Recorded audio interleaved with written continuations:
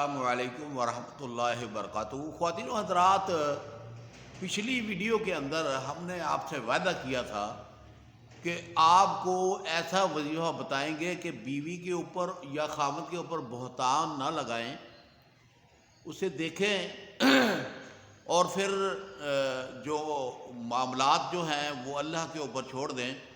اور آج میں جو آپ کو وظیفہ بتاؤں گا یہ نیک اور صالح کرنے کا وظیفہ ہے۔ تو آپ اپنی بیوی کو صحیح کرنا چاہتے ہیں یا خاوند کو صحیح کرنا چاہتے ہیں یا اپنی اولاد کو یا نوکر کو یا کسی کو بھی اگر آپ صحیح کرنا چاہتے ہیں تو اس کا تصور رکھ کے آپ نے عمل کو کرنا ہے اور عمل کریں گے تو انشاءاللہ اللہ کے حکم سے آپ کی جو درینہ خواہشیں جو پوری نہیں ہو رہی وہ پوری ہو جائیں گی۔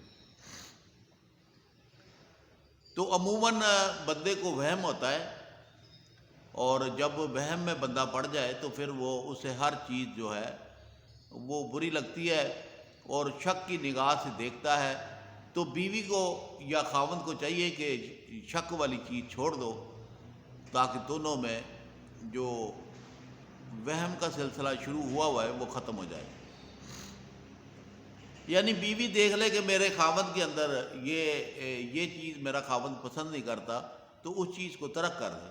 کیوں کہ بیوی خاوند کے نکاح میں آئی ہے، خاوند نے نکاح کیا ہے تو بیوی آ گئی ہے اور یہ مزاجی خدا بن گیا ہے۔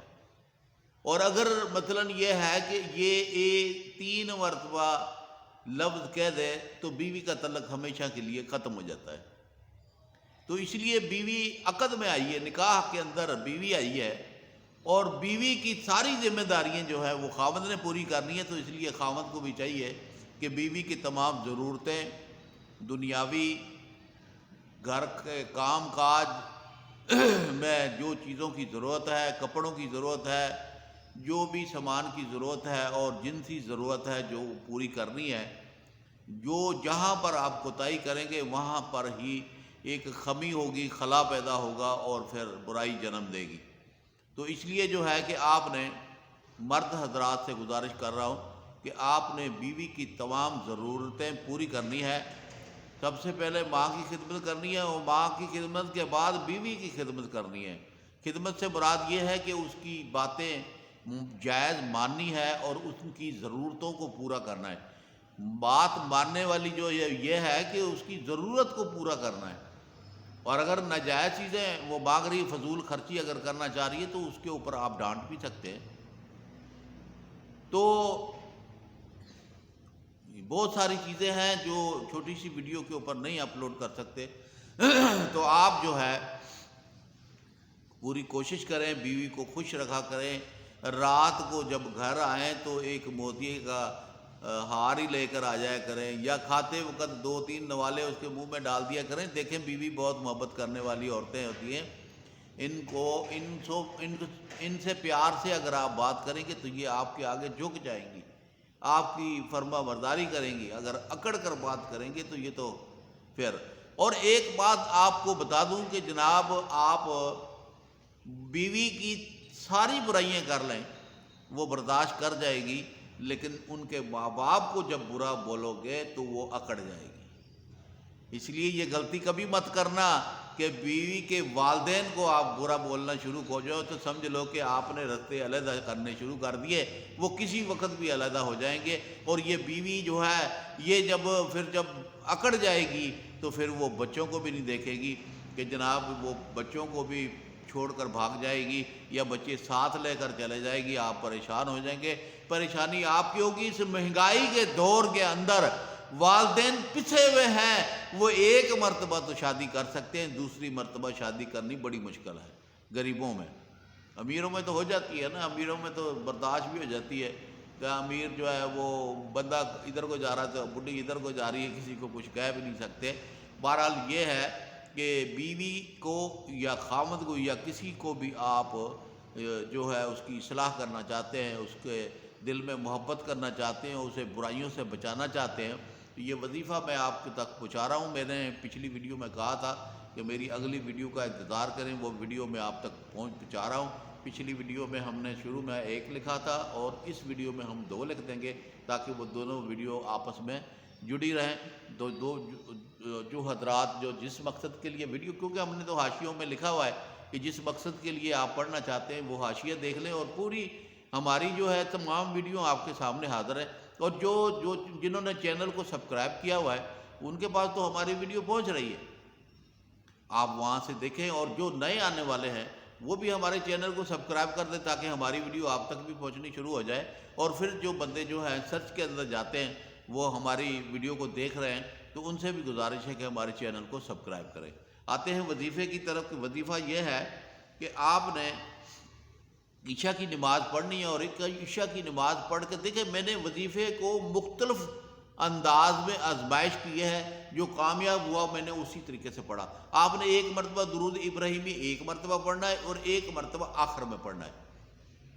درمیان میں جو 2 وظیفے میں نے جوڑے ہیں جس سے فائدہ ہوا اور بہت ساری انسانیت کو فائدہ پہنچا، وہ وظیفہ میں آپ تک پہنچا رہا ہوں کہ اول آخر 1 مرتبہ درود ابراہیمی پڑھنا ہے اور 21 مرتبہ حسبنا اللہ و نعم الوکیل پڑھنا ہے اول آخر، اور درمیان میں آپ نے پڑھنا ہے الحمدللہ حمدن کثیرن طیبا۔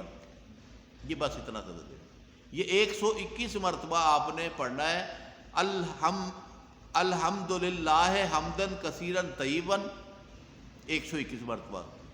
تو اول آخر حسبنا اللہ و نعم الوکیل 21 مرتبہ، اور شروع میں اور آخر میں درود ابراہیمی پڑھیں، اور پھر اپنے مقصد کی دعا ویسے کر لیں تصور کے ساتھ، یا سجدے میں جا کے رب کے آگے گڑ گڑا کر دعا کر لیں کہ رب العالمین میری یہ خواہش ہے اور میں تیرے آگے جھکا ہوں، تیرے آگے سجدہ ریز ہوں، میری خواہشوں کو تو پورا کرنے والا ہے۔ دیکھیں میں آپ کو بتا دوں، انسان کو گلی اور سڑی ہوئی مٹی سے پیدا کیا گیا ہے۔ یہ ذہن میں ایک بات بتا رہا ہوں، یہ بڑی قیمتی بات بتا رہا ہوں، کوئی نہیں بتائے گا کہ انسان کو گلی ہوئی سڑی ہوئی مٹی سے پیدا کیا ہے، اور عورت کو کس چیز سے پیدا کیا ہے؟ سوچا ہے کبھی آپ نے؟ اس کو تو یہ گلی اور سڑی مٹی سے نہیں پیدا کیا، اور انسان کو اللہ پاک فرماتے ہیں میں نے آسن طریقے سے پیدا کیا ہے۔ تو عورت کو بائیں پسلی کی ایک ہڈی جو ہے اس سے پیدا کیا گیا۔ تو جب بھی آپ نے کسی، وہ کہتے ہیں نا خسرا، پتہ نہیں خسرا ہے یا خسری ہے یا عورت ہے یا مرد ہے، تو اس کی شناخت کے لیے اس کا ایکسرا کرا کے دیکھ لیں، اگر اس کی ایک پسلی مرد کی کم ہوتی ہے اور عورت کی پسلیاں پوری ہوتی ہیں، تو آپ جب اس کی شناخت کرتے ہیں تو ایکس رے کے اندر ایک پسلی اگر کم ہے تو مرد ہے، اور اگر پسلیاں پوری ہے تو پھر عورت ہے۔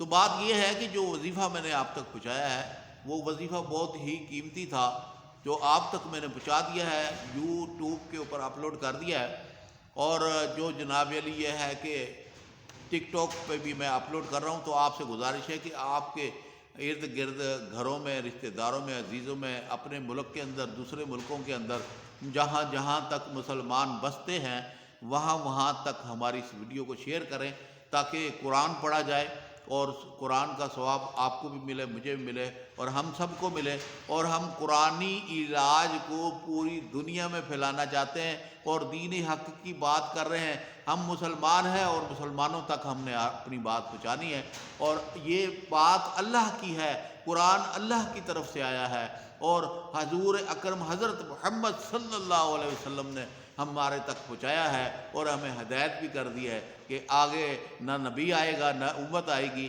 آپ ہی امت اپنی امتی بھائیوں کو، بہنوں کو یہ ہماری چیزیں پہنچاؤ گے، اور ہم اللہ کے حکم سے آپ تک پہنچا رہے ہیں۔ اللہ پاک آپ کو عمل کرنے کی توفیق عطا فرمائے۔ السلام علیکم ورحمۃ اللہ وبرکاتہ۔